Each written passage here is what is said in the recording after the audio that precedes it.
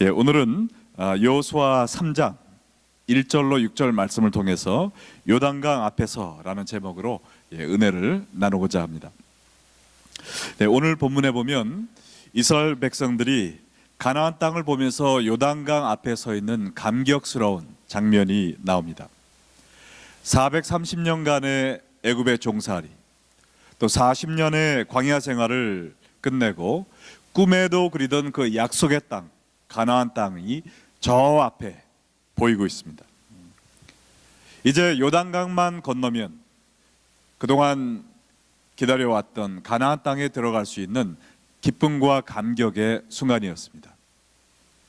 여호수아 3장 1절에 보시면, 또 여호수아가 아침에 일찍 일어나서 그와 모든 이스라엘 자손들과 더불어 시딤에서 떠나 요단에 이르러 건너가기 전에 거기서 유숙하니라. 시딤에서 떠나 이제는 요단강 바로 앞까지 왔습니다. 참으로 감격스러운 순간이었죠.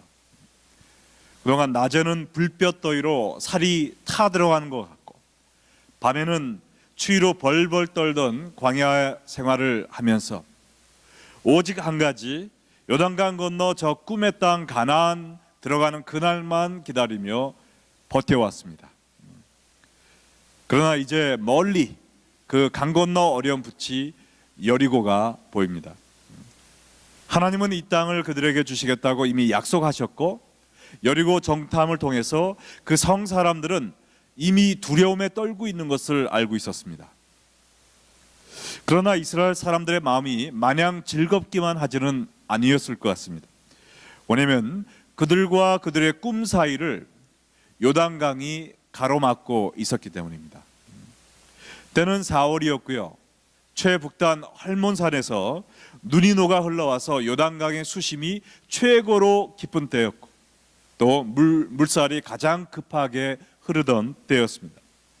이 요단강을 섣불리 건너다가는 백성들 모두가 수장을 당할 수 있는 위험한 강이었습니다. 여러분의 삶 속에서도 여러분과 여러분 꿈 사이에 요단강이 반드시 있으리라고 믿습니다. 하나님의 약속을 향해 나아가는 길은 평평대로가 아닙니다. 우리가 도저히 건널 수 없을 것 같은 요단강들이 버티고 있습니다. 그래서 오늘 말씀을 통해 우리의 앞을 가로막는 요단강들을 능히 건널 수 있는 하나님의 지혜를 얻는 오늘 이 시간 되기를 간절히 축원합니다. 오늘 말씀을 통해서 우리가 배우는 것은, 우리가 요단강을 바라보고 있을 때 제일 먼저 해야 될 것은 하나님을 바라보자라는 것입니다. 하나님을 바라보자. 거친 물살이 쏟아져 내리는 요단강을 건너기 위해 이스라엘 백성들이 가장 먼저 준비해야 될 것은 무엇이었다고 생각합니까? 우리가 생각하기는 그들은 가장 먼저 나무를 해서 보트를 만들어야 되지 않을까 생각할 수 있죠. 아니면은 수영복을 사다가 수영 레슨이라도 받아서 물을 헤엄쳐 건너는 준비를 해야 되지 않을까 생각할 수 있습니다. 그러나 하나님이 그들에게 제일 먼저 명령하신 것은 무엇이었냐면은 하나님을 바라보라는 것이었습니다. 여호수아 3장 2절과 3절에 보니까 사흘 후에 관리들이 진중으로 두루 다니며 백성에게 명령하여 이르되, 너희는 레위 사람 제사장들이 너희 하나님 여호와의 언약궤에 매는 것을 보거든 너희가 있는 곳을 떠나 그 뒤를 따르라. 제사장들이 하나님의 언약궤를 메고 나아가는 것을 보면 그 뒤를 쫓아가라는 것이었습니다.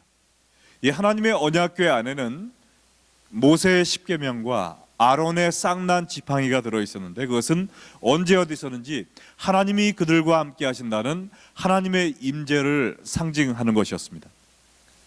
그러므로 언약궤를 바라보고 따라가라는 것은, 즉 하나님을 바라보고 하나님을 따라가라는 말과 동일합니다. 지난 40년간 광야에서 그들을 인도하던 구름기둥과 불기둥은 이제 사라졌지만 언약궤가 그들을 인도하여 가나안 땅으로 들여보낼 것입니다. 4절에 보니까, 그러나 너희와 그 사이가 2000규빗쯤 되게 하고 그것에 가까이 하지는 말라. 그리하면 너희가 행할 길을 알리니 너희가 이전에 이 길을 지나보지 못하였음이니라 하니라. 근데 이 언약궤를 바짝 쫓아가지 말고 거리를 두고 쫓아가라고 그랬습니다.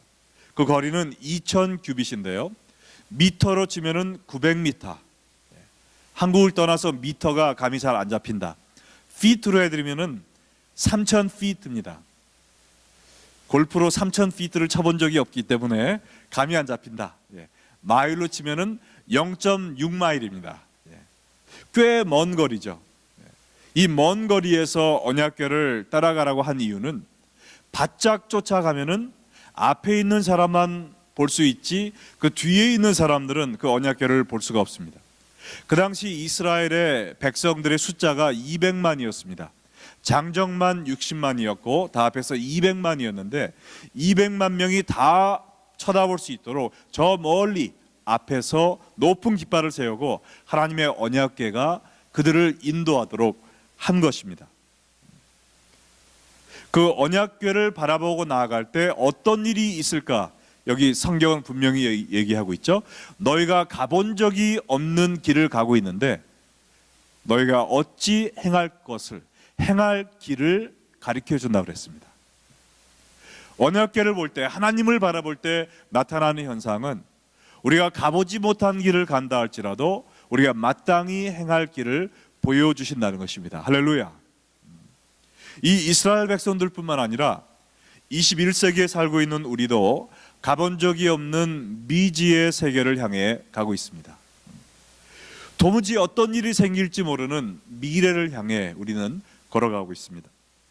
우리가 가고 있는 길목마다 여러 갈래의 길이 있고 어떤 길로 가는 것이 옳은 길인지 우리는 도무지 알지 못할 때가 있습니다. 그러나 그때마다 우리가 기억해야 될 것은 우리가 하나님만 바라보면 하나님이 우리를 올바른 일로 인도해 주신다는 것입니다. 믿으십니까? 이번에 그 한국에 가서 54명의 청년들을 지도하면서 식사 시간 때마다 2명씩 멘토링을 해주게 되어 있습니다. 그들의 마음속에 있는 어떤 질문이라도 의문이라도 이야기하면 같이 강사들이 이야기하는 시간인데요.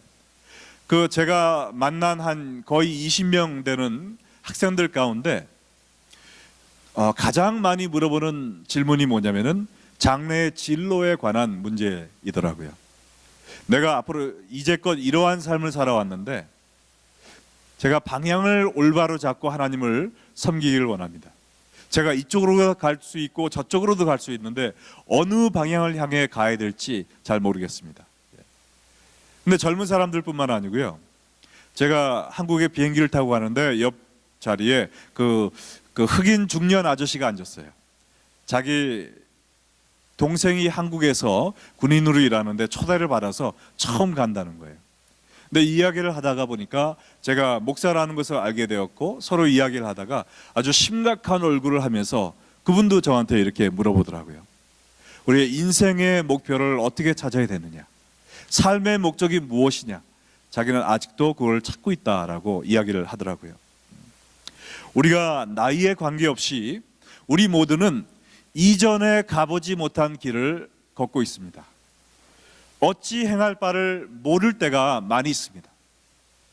앞에 있는 요단강을 바라보면서 어떻게 이 강을 건널 수 있을까, 이 높은 산을 넘을 수 있을까라고 근심할 때가 많이 있습니다. 그때 하나님이 주시는 지혜는 뭐냐면 나를 바라보라는 것이죠. 하나님을 바라보면 우리가 어떻게 행해야 될 길을 보여주시겠다고 약속하신 것입니다. 여러분 앞에도 어려움이 가로막혀 있습니까? 사업의 어려움, 신앙의 시험, 여러 가지 관계적인 어려움이 있습니까?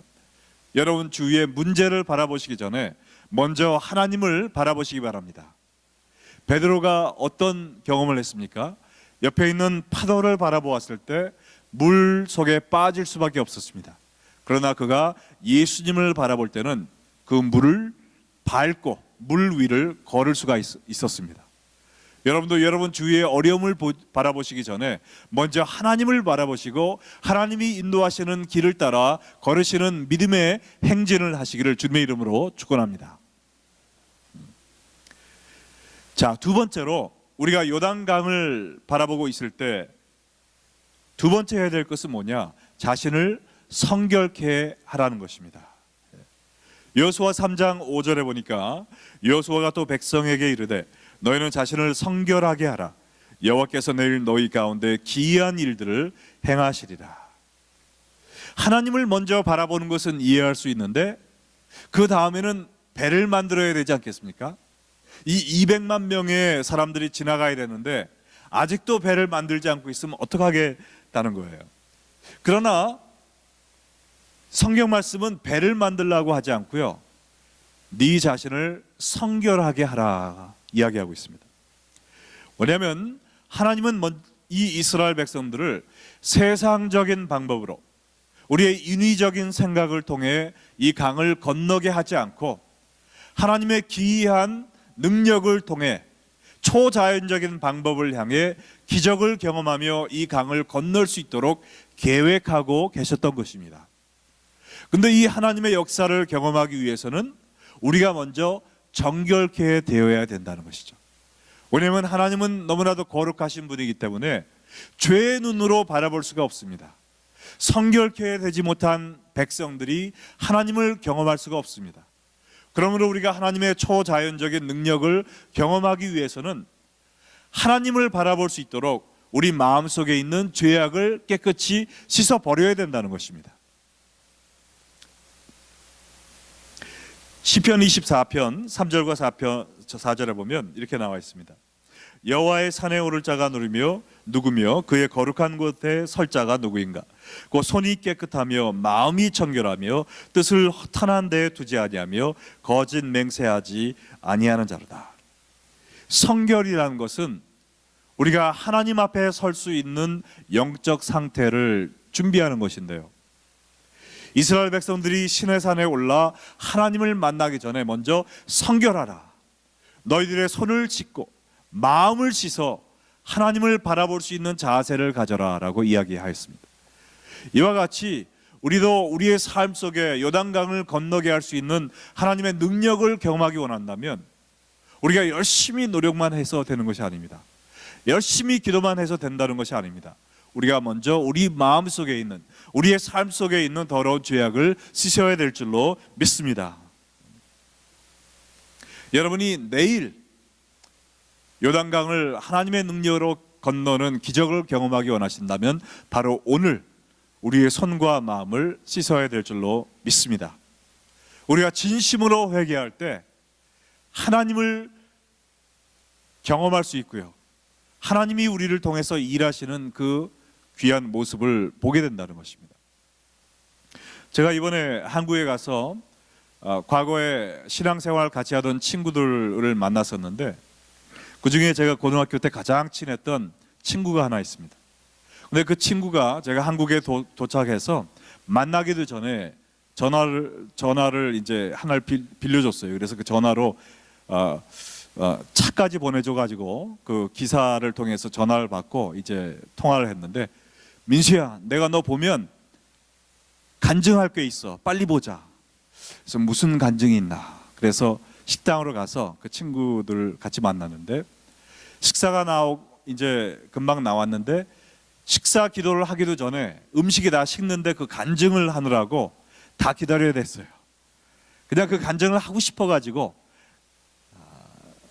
그 참지 못하는 그 마음을 갖고 있었는데, 그 간증이 무엇이냐면은 10여 년 전에 자기가 사랑하고 존경하는 아버님이 병에 걸리셨다는 것입니다. 그래서 하나님, 제 아버지를 살려주세요 라고 하나님께 간절히 믿음을 가지고 기도했대요. 근데 기도와는 달리 하나님이 아버지가 돌아가셨다는 것이죠. 그래서 그때 자기가 너무나 하나님께 실망을 하고 미국에서 공부를 한 친구인데요, 가운데 손가락을 하나님께 휘두르면서 욕을 하고, 미국식 무슨 욕인지 알겠죠? 감히 하나님께 그런 욕을 하고 교회를 떠났다는 것입니다. 그리고 술을 마시면서 술집을 전전하며 방탕한 삶을 살았다는 거예요. 근데 몇 년 전 차를 타고 지나가는데 동네 십자가를 바라보는데 갑자기 눈에서 눈물이 쏟아지기 시작하면서 그동안 자기가 하나님께 잘못했던 것이 다 생각나면서 모든 죄악을 하나님 앞에 낱낱이 고하며 회개하는 참된 회개를 경험했다는 것입니다. 울고불고 콧물 쏟으면서 하나님께 완전히 회개하고 나서 정말 주님을 위하여 정결된 새로운 삶을 살기로 하나님께 결심했다는 것입니다. 네. 그로부터 이 친구가 아버지한테 물려받은 제약 유통 회사를 운영을 하고 있는데요, 회사를 경영하면서도 인간의 방법이 아니라, 세상의 방법이 아니라 하나님의 방법으로 정결한 회사 운영을 하기로 노력을 했다고 합니다. 한국에 있는 모든 제약 유통 회사가 의사나 병원한테 약을 팔면은 그 수입의 일부를 되돌려주는 그런 리베이트를 주면서 그 손님을 구하고 있다고 해요. 근데 하나님께 헌신한 후에는 자기가 그런 방법으로 회사를 운영할 수가 없었다고 합니다. 그래서 신앙 양심을 지키면서 단돈 1원도 테이블 밑으로 거래를 하지 않고 정직한 그 회사 운영을 했는데, 이게 웬일인지 그때부터 하나님께서 회사를 오히려 축복을 해주셨다고 합니다. 그래서 전에 1년에 150억을 매출을 했는데 금년에는 1,500억을 매출을 했다는 거예요. 그리고 이 친구가 말하기를 자기가 하나님이 꿈을 주셨는데 자기는 돈을 버는 이러한 재능을 주셨기 때문에 자기가 돈을 많이 벌어서 전 재산의 100%를, 왜냐하면 결혼도 안 하고 애도 없거든요. 그러니까 전 재산의 100%를 하나님께 바치고 자기는 천국 가겠다는 게 꿈이라는 거예요. 그래서 하나님이 요새 새로운 시스템에 대한 아이디어를 주셨는데 이거를 하면 자기가 몇 년 안에는 1년에 1조 원의 매출을 올릴 수 있고, 한국 지금 5손가락 안에 들어가는데 한국 최고의 제약 유통회사가 될 것이다. 그렇게 되면은 자기는 전 재산 100%를 하나님께 바치고 자기는 이제 모든 것을 손을 털겠다라고 이야기를 하더라고요.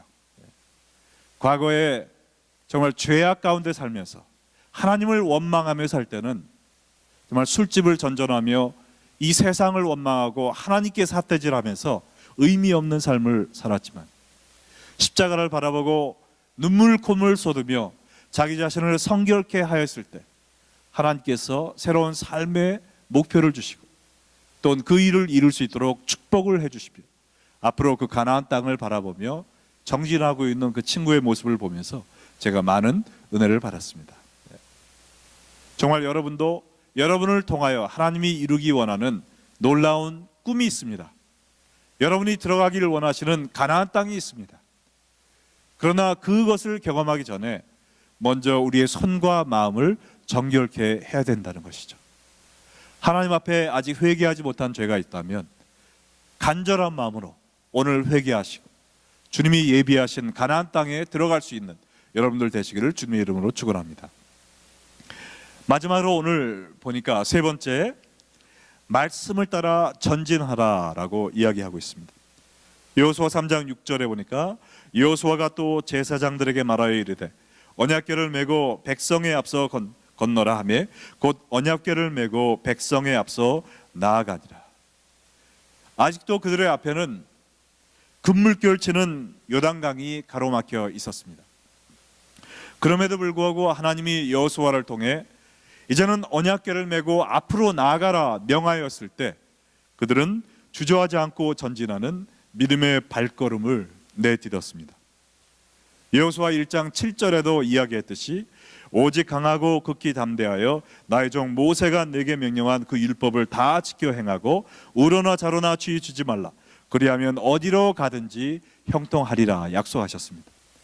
우리가 하나님을 바라보며 하나님의 말씀을 쫓아 회개하고 정결한 마음으로 믿음의 발걸음을 내디딜 때 우리가 어디로 가든지 모든 것이 형통할 것이라 라고 말씀하셨습니다. 여러분의 삶 속에 요단강이 한두 개가 아닙니다. 앞으로 계속 요단강이 여러분의 앞길을 가로막을 것입니다. 그러나 그럴 때마다 좌절하지 마시고 하나님을 바라보시며 나의 손과 마음을 정결케 하고 말씀하시는 대로 믿음으로 앞으로 전진하시기 바랍니다. 근데 오늘 말씀을 마치기 전에 한 가지 꼭 생각해 보고 싶은 질문이 있는데요. 하나님이 왜 꼭 이스라엘 백성들에게 요단강을 거쳐서 가나안 땅에 들어가도록 하셨을까 하는 것입니다. 지도를 보면은요, 요단강을 거치지 않고도